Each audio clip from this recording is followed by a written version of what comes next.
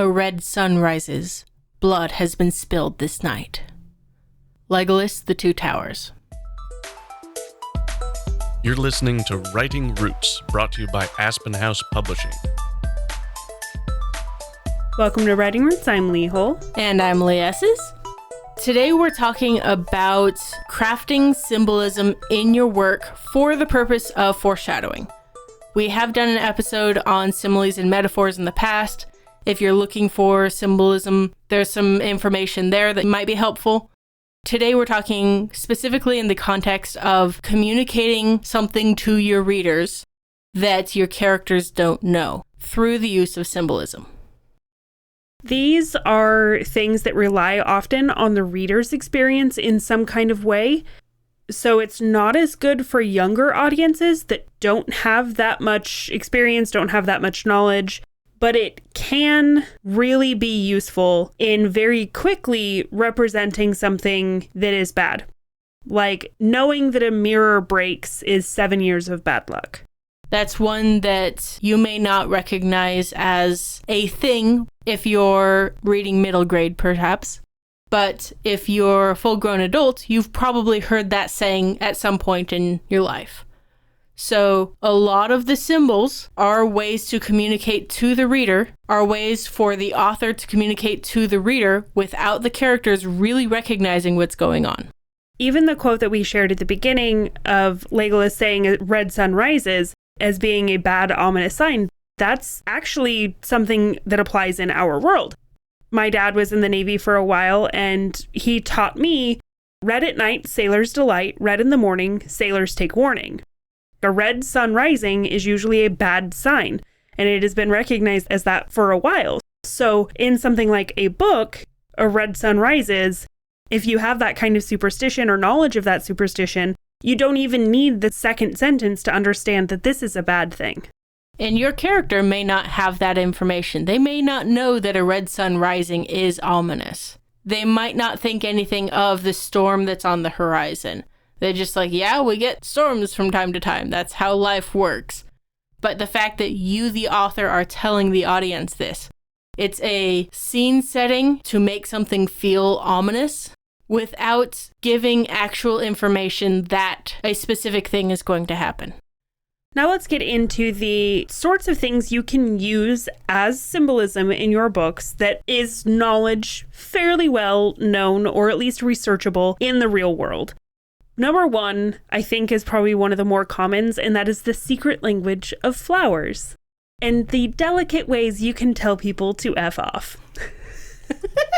If you're familiar with this, especially Victorian time period, it said a lot about why you're giving flowers to someone. If you're giving them orange flowers, or if you're giving them Easter lilies, you're giving them these flowers that are mean to people, then you're communicating something. And a lot of readers, especially of romance and historical romance, will know this code. So even if your character who is receiving said flowers doesn't, you're still telling your audience something about the moment. A lot of sailor superstitions fall in line with this code, where it may sound like a superstition, but there is root in something very real. Like the one that I shared earlier about red sun at night or in the morning. That's a good indication about whether or not you're going to encounter a storm. There are a lot of commonly known superstitions that you can apply to the stories. Things like having a black cat cross in front of the detective as they're walking on the way to interrogate this one suspect. Or finding a four-leaf clover. It doesn't have to be an actual plant, but the sign for the bail bondsman is a four-leaf clover. It's like, hey, maybe this is good luck. Maybe good things are happening. One I've seen tossed around a lot is using crows as symbolism. That a certain count of crows or a certain count of ravens, or let's just call them corvids, means a certain thing. So you can use that as a way to subtly represent a hint at what is to come in your story. Another fairly common one that you can use to make something feel ominous without actually telling why is the dream. I'm not a huge fan of dreams in fiction because it's very rare that they progress the story along. More often than not, they slow things down. But if it's a single sentence of she felt like she was falling and then she woke up, something that is relatable because we've all had that dream, then you can put that kind of thing in, and that can be a very subtle way to foreshadow or not so subtle way to foreshadow the events to come.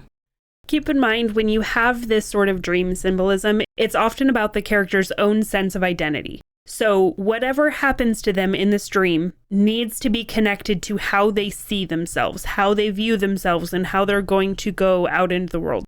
So you'll have something like their teeth suddenly falling out or their hair falling out, some sort of identity crisis in their dream that represents something bad that's going to happen. No, in the story, their teeth probably won't fall out, but whatever does happen will feel much the same. So far this episode, we've talked mostly about common beliefs that the world, for the most part, knows, especially if your hero is modern day and an adult. If they're a kid, they might recognize the black cat for bad luck and the walking under a ladder, but that's pretty much it, and that's mostly because of Looney Tunes. But these more sophisticated symbols can be helpful for your character not to notice.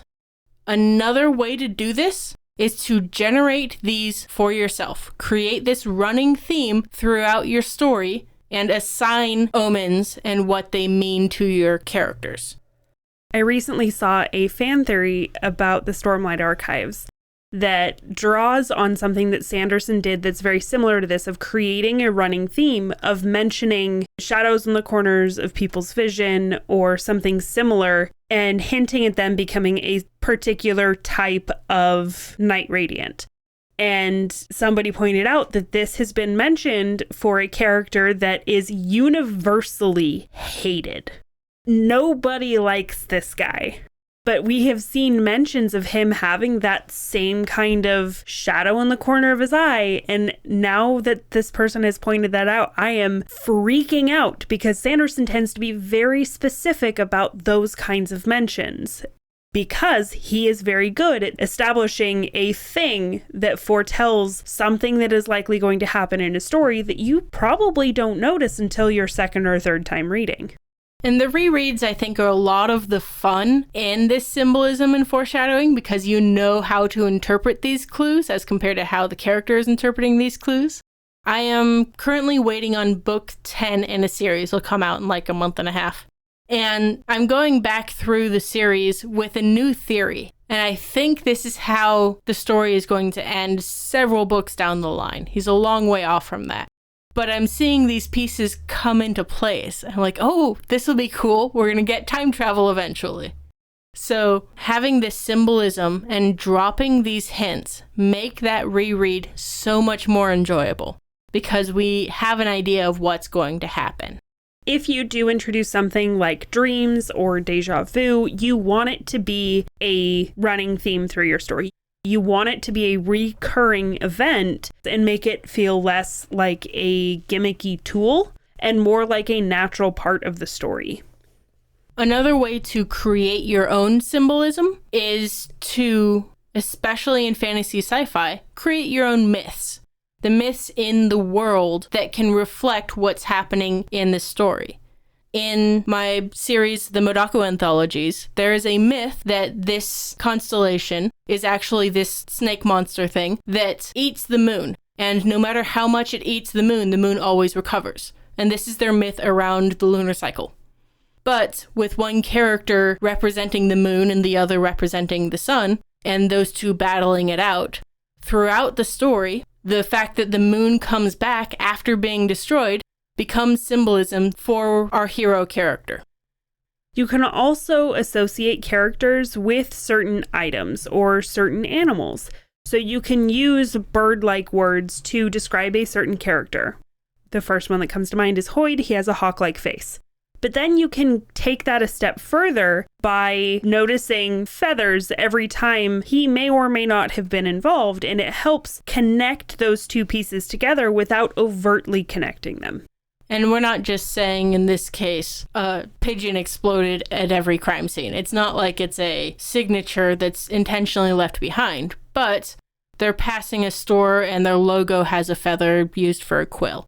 Those kind of things, you can have it be super subtle, but on the reread that you know that Bird Guy is the serial killer, then you start to see these connections that we may not have noticed the first time around.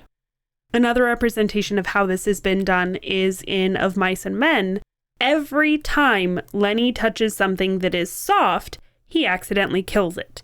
So it sets up from the very beginning this idea that if he finds something soft, if he finds something gentle, he is going to kill it.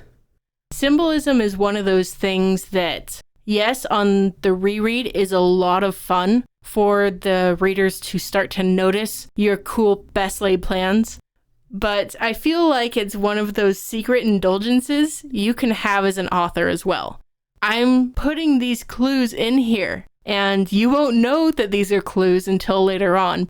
But it's a lot of fun to do the research on the secret language of Victorian flowers, or to do some dream interpretation and then throw something like that in, because it might point to who the murderer is, or whatever. This kind of symbolism to foreshadow is mostly seen in retrospect, but since you know the story, you get to get that extra maniacal glee of screwing with your readers and your audience. But if you're not having fun with it, it can easily fall flat. So make sure you write selfishly. If you have a question or comment for our hosts or a topic you'd like us to cover, send us an email at writingroots@aspenhousepublishing.com or find us on Facebook by searching for Aspen House Publishing.